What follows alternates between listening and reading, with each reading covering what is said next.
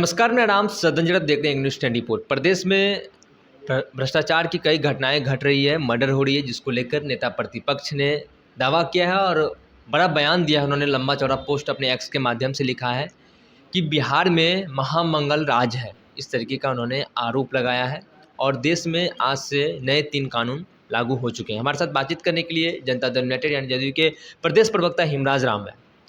महामंगल राज है, आरोप है नेता प्रतिपक्ष का आप लोगों के ऊपर। अरे दरअसल वो तो आरोप लगाने का काम करेंगे ही, चूँकि उनके अपने घर आंगन के याद तो आती नहीं है। उनको ये भी याद नहीं है, उस समय तो बहुत बच्चा रहे होंगे। 2005 से पहले जो बिहार का शासन काल था, जो उनके माता पिता मुख्यमंत्री के पद पर थे और उस समय 5 बजे के बाद लोग घर से बाहर नहीं निकलते थे। और कानून व्यवस्था की बात तो ये थी कि जगह जगह आपराधिक घटनाएं होती थी, बैंक भी लूटे जाते थे, लोगों का अपहरण भी होता था और जगह जगह नरसंहार भी होते थे और सांप्रदायिक दंगे भी होते थे, लेकिन मुकदमे नहीं होते थे। और मुकदमों में जो आरोपी होते थे उसको सरकार में बैठे हुए लोग बचाने का काम करते थे। लेकिन आज की तारीख में नीतीश कुमार जी 2005 के बाद आए हैं, उसके बाद सांप्रदायिक दंगे नहीं होते हैं बिहार में, नरसंहार नहीं होते हैं बिहार में, अपहरण का उद्योग नहीं चलता बिहार में।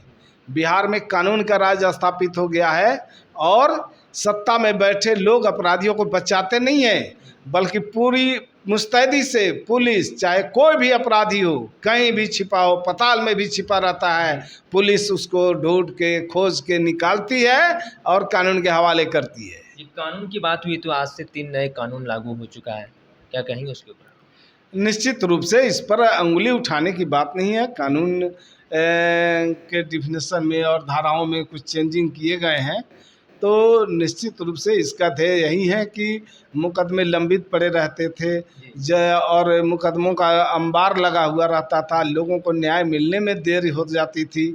तो इस तरह से ऐसे मामलों पर जो है निश्चित रूप से सुधार होगा और जो नए कानून लगभग 35 धाराओं में परिवर्तन किया गया है, तो उसका डिफिनेशन में और क्या कहते हैं कि सेक्शन जो है उसका चेंज हुआ है। राजद्रोह को देशद्रोह कर दिया गया।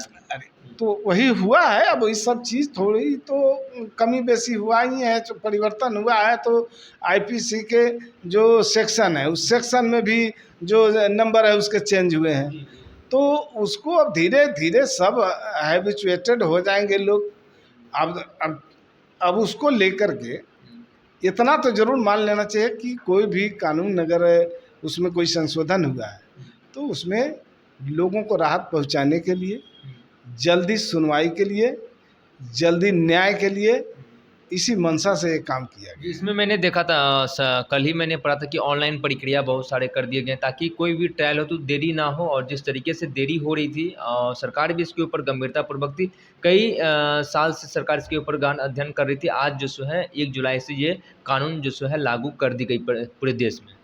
देखिए आजकल तो हर चीज़, पैसों का लेन देन ऑनलाइन, शादी विवाह ऑनलाइन, बिजनेस व्यापार ऑनलाइन, तो इस तरह से अगर ये सुविधाएं अगर दी गई है कि ऑनलाइन FIR भी होगा, तो ये बहुत अच्छा कदम है। देखिए, आप सुन रहे थे जदयू के प्रदेश प्रवक्ता हिमराज राम को।